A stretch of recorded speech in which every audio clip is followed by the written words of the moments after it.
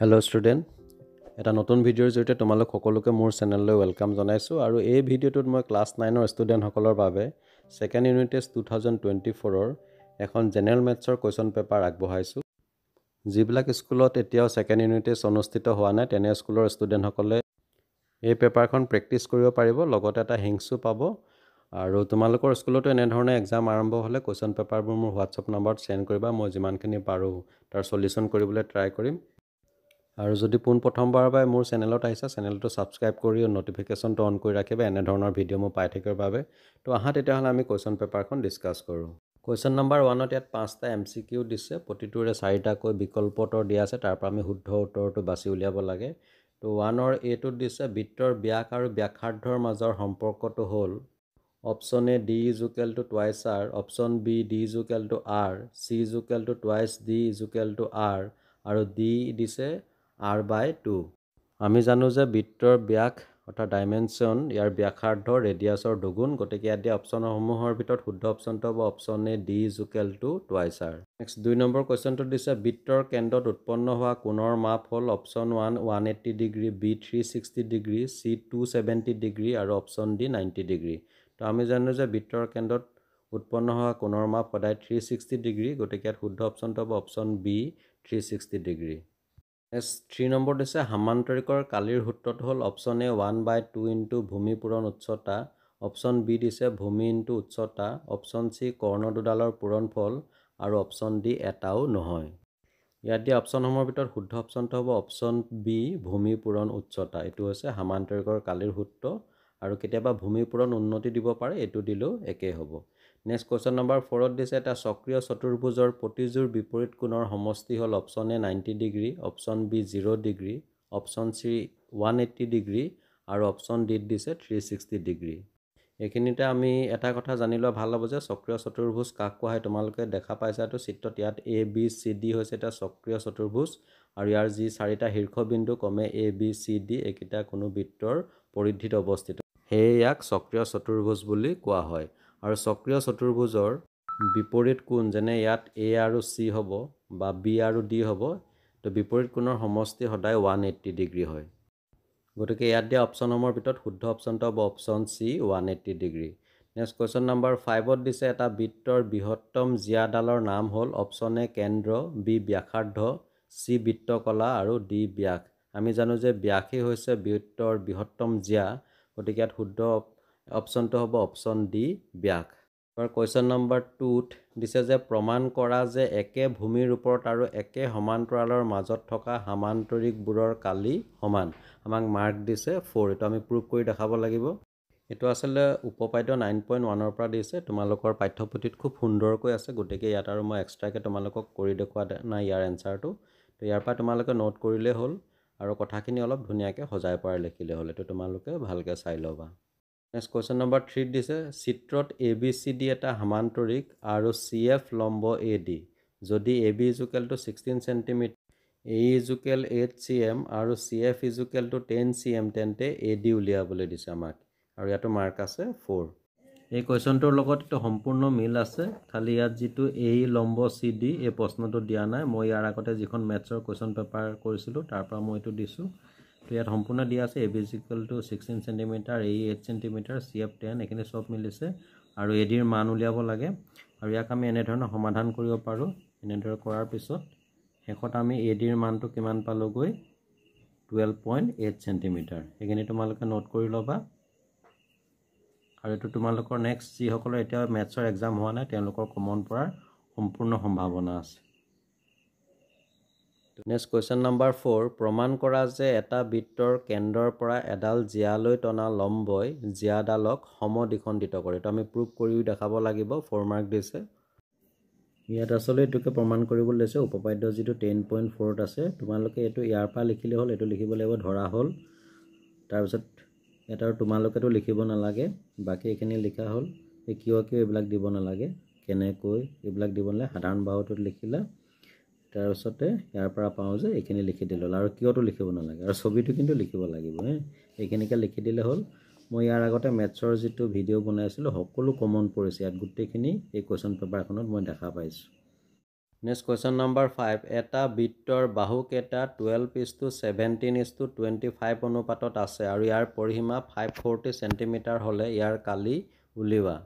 এই কুৱেশ্যনটো আমি এনেধৰণে লিখিব পাৰোঁ। এইটো হৈছে ত্ৰিভুজটো, ইয়াৰ তিনিটা বাহুৰ মাপ দিয়া আছে আমাৰ 12x, 17x আৰু 25x। আমাক এইটো অনুপাতত দিছিলে, আমি এইটো ধৰি ল'লোঁ যে ধৰা হ'ল ত্ৰিভুজটোৰ বাহুকেইটা ক্ৰমে 12x, 17x আৰু 25x।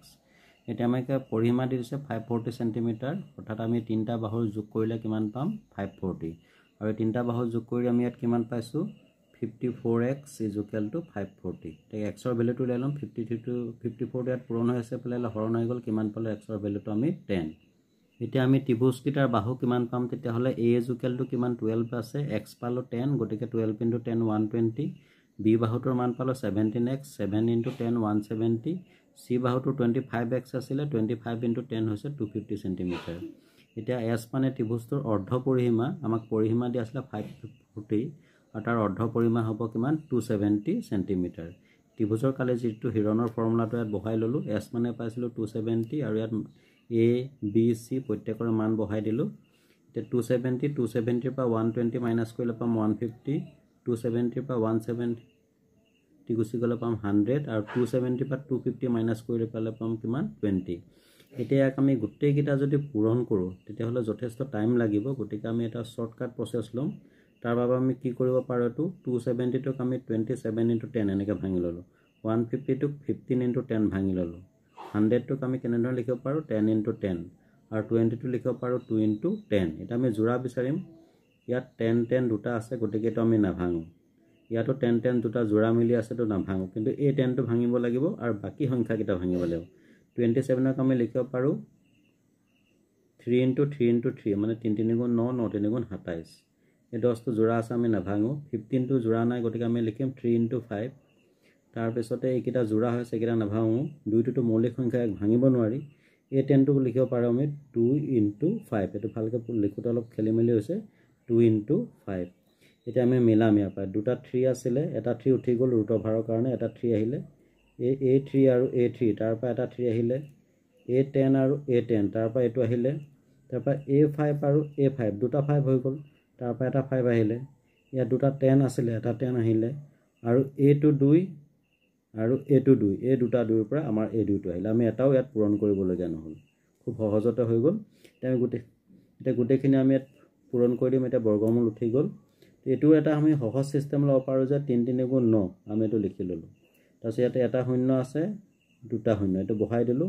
আৰু 5 2 গুণ 10, আৰু এটা শূন্য হৈ গ'ল, তিনিটা বহাই দিলোঁ। 3 3 গুণ 9 ওলালে আমাৰ 9000 cm²।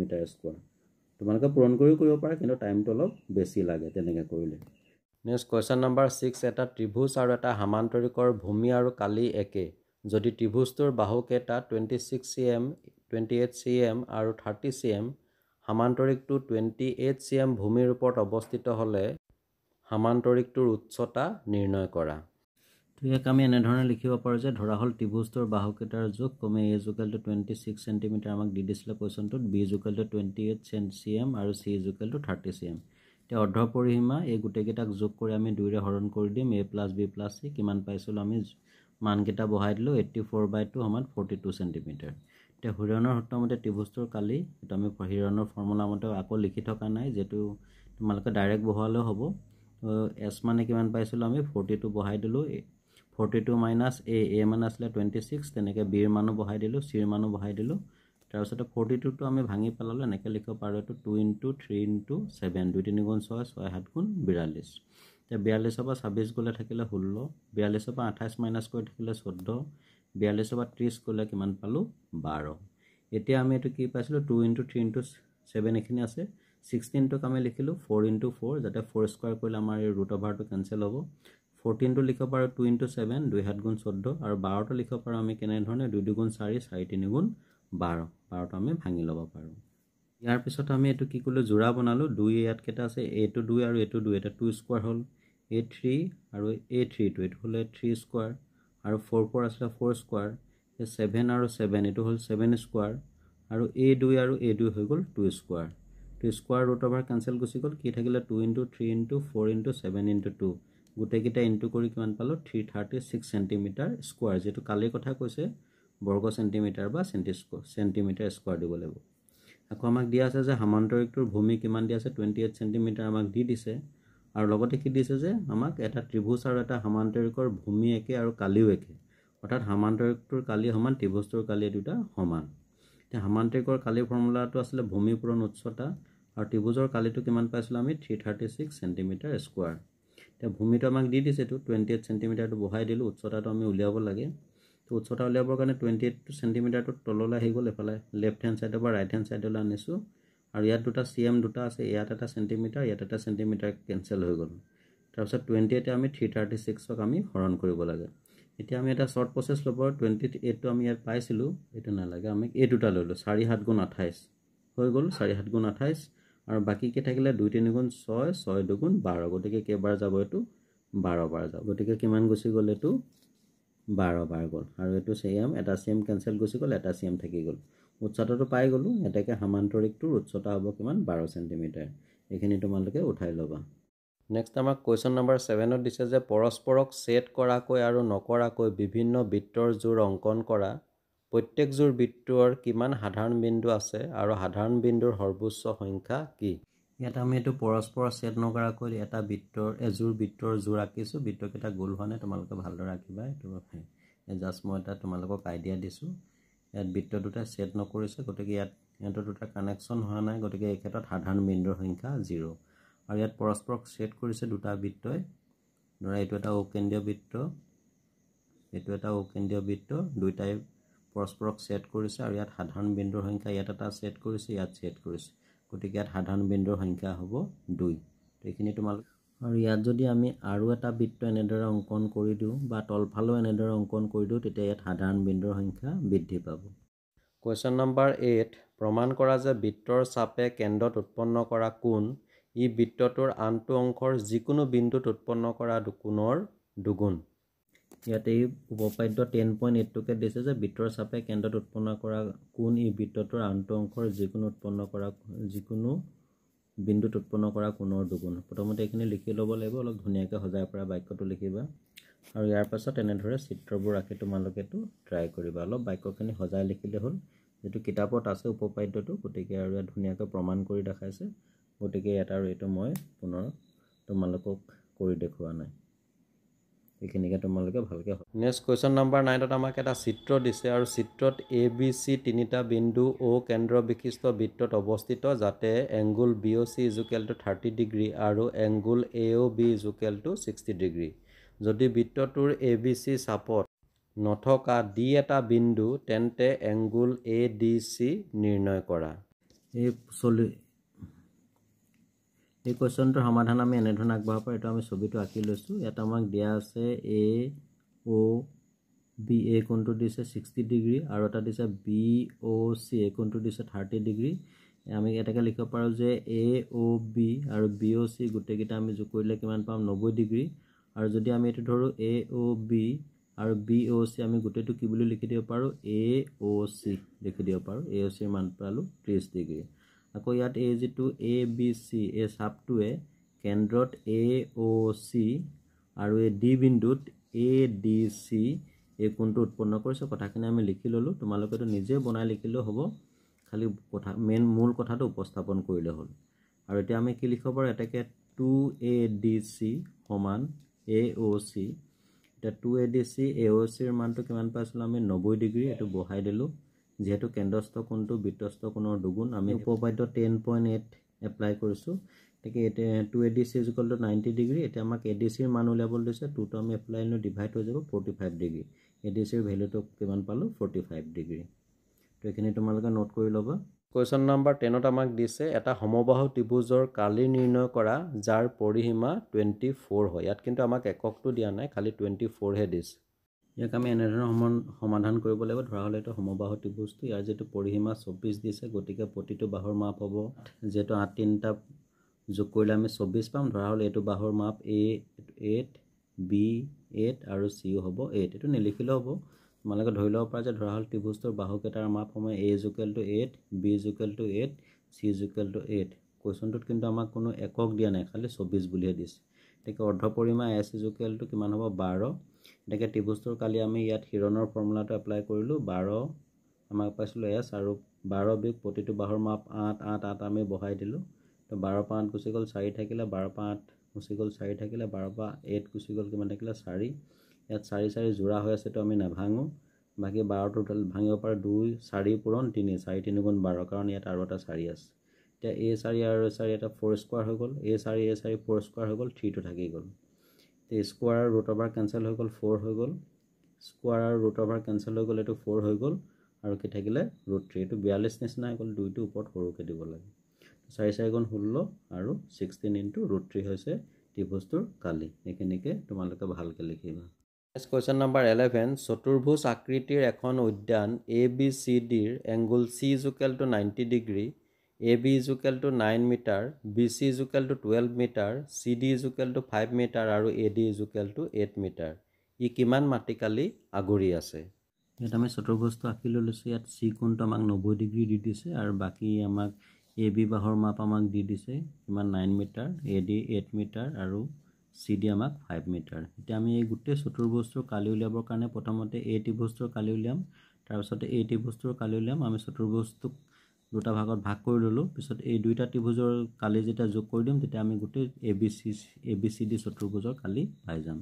আমি লিখি লৈছোঁ কথাখিনি। প্ৰথমতে আমি কিহৰ উলিয়াই লৈছোঁ, পাইথাগোৰাছৰ উপপাদ্য মতে আমি এই BD এই যিডাল কৰ্ণ আছে ইয়াৰ আমি দৈৰ্ঘ্যটো উলিয়াই লৈছোঁ। তো পাইথাগোৰাছৰ সূত্ৰ এপ্লাই কৰিলে আমি BD স্কোৱাৰ = কি লিখিব পাৰোঁ, যে BC square plus CD square. এই বাহুটোৰ ক্ষেত্ৰত আমি লৈছোঁ।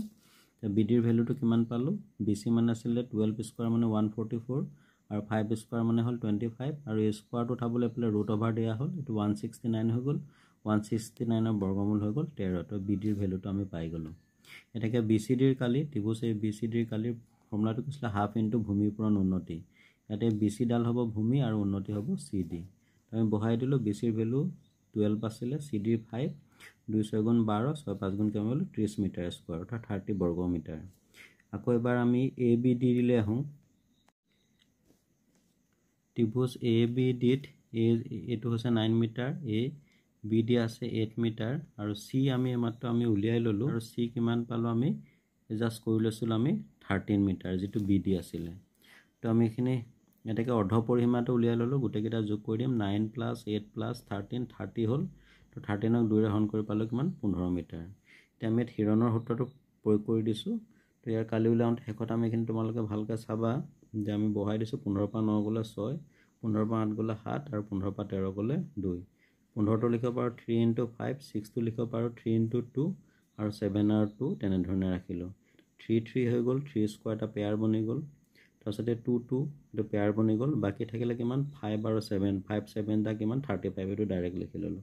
এতিয়া 3 স্কোৱাৰ ৰুট কেঞ্চেল গুচি গ'ল, 3 2 6, 6 × √35। √35ৰ ভেলুটো আমি এনেধৰণে উলিয়াব পাৰোঁ, যিটো লং ডিভিজন প্ৰচেছ দীৰ্ঘহৰণ পদ্ধতিৰে। তো ইয়াত আমি যোৰা বনাব লাগিব। 35ক আমি ল'ব পাৰোঁ ধৰা 4 4 6 6, 6 6 * 36 বেছি হৈ যাব, গতিকে আমি ইয়াত এটা 5 ল'লোঁ, ইয়াত এটা 5 ল'লোঁ, 25 হৈ গ'ল, 10 হৈ গ'ল। দশমিকৰ পাছত এটা স্থান উলিয়াব লাগে, গতিকে দশমিক দিয়াত 2টা শূন্য দিব লাগিব। ইয়াত 2টা শূন্য একেলগে নামিব আৰু এই 5 5 10 যোগ কৰি দিলোঁ। তেতিয়া আমি ইয়াতো এটা 9 দিলোঁ, ইয়াতো এটা 9 দিলোঁ, পূৰণ কৰিলোঁ কিমান 981। দশমিকৰ পাছত এটা স্থান পাই গ'লোঁ। তো 35ৰ জেগাত বহাই দিলোঁ 5.9। তো 6 × 5.9 ইনটু কৰি কিমান পালোঁ 35.4। অৰ্থাৎ আমি এতিয়া এই ত্ৰিভুজটোৰ কালি পালোঁ, এই ত্ৰিভুজটোৰ কালি পালোঁ। এতিয়া আমি গোটেই চতুৰ্ভুজটোৰ আমি কালি উলিয়াব পাৰিম। সেইকাৰণে ইয়াত লিখিছোঁ যে এতেকে চতুৰ্ভুজ ABCDৰ কালি সমান ত্ৰিভুজ ABDৰ কালি সমান ত্ৰিভুজ BCDৰ কালি। ABDৰ কালি পাইছিলোঁ 35.4, BCDৰ পাইছিলোঁ 30, গোটেইকেইটা যোগ কৰি দিলোঁ 65.4। এইটো হ'ব ইয়াৰ এনচাৰ। কিছুমানে দশমিকৰ পাছত 2টা স্থান উলিয়াব পাৰে, এটা স্থান উলিয়ালে এইটো ছাফিচিয়েণ্ট হ'ব। নেক্সট কুৱেশ্যন নম্বৰ 12ত আমি এটা অংকন কৰিব লাগে। দিছে যে ধৰা হ'ল তোমাক এটা বৃত্ত দিয়া আছে, বৃত্তটোৰ কেন্দ্ৰ নিৰ্ণয় কৰিবলৈ অংকন প্ৰণালী দিয়া। যিহেতু আমি অংকন কৰিব লাগিব, অংকন প্ৰণালীও লিখিব লাগিব। টোটেল 5 মাৰ্ক দিছে। এইটো ট্ৰাই কৰিবাচোন তোমালোকে, আৰু যদি কিবা অসুবিধা হয় কমেণ্ট কৰিবা। চ' ডিয়াৰ ষ্টুডেণ্ট, এখন সুন্দৰ কুৱেশ্যন পেপাৰ তোমালোকৰ লগত শ্বেয়াৰ কৰিলোঁ। ইয়াত যদিও MCQ 5টাহে দিছে, বাকীখিনি প্ৰশ্ন খুব সুন্দৰ দিছে। আশা কৰোঁ এই ভিডিঅ'টো তোমালোকৰ বাবে হেল্পফুল হ'ব, আৰু যদি ভিডিঅ'টো ভাল লাগিছে তেতিয়াহ'লে লাইক এটা কৰি তোমালোকৰ ফ্ৰেণ্ডলৈ শ্বেয়াৰ কৰি দিবা, যাতে সকলো উপকৃত হয়।